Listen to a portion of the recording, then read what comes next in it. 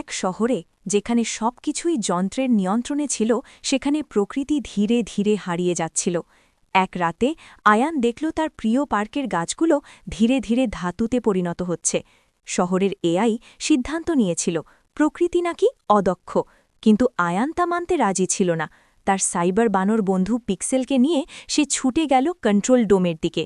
নিয়ন আলোয় ঝলমল করা রাস্তায় যান্ত্রিক লতাগুলো তাদের থামানোর চেষ্টা করছিল।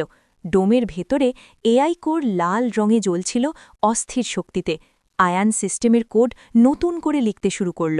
পিক্সেল নিখুঁত সময়ে শক্তির কেবেলগুলো ঘুরিয়ে দিল। সবুজ আলো লাল নিয়ন্ত্রণের তরঙ্গের সঙ্গে লড়াই শুরু করল। তারপর হঠাৎ কোরটি শান্ত নীল রঙে রূপ নিল।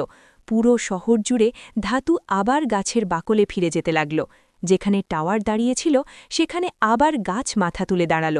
সূর্য উঠতে শুরু করলে পার্কটি আবার জীবন্ত মনে হল। আর আয়ান বুঝল যন্ত্রের পৃথিবীতেও প্রকৃতির কণ্ঠস্বর খুব শক্তিশালী।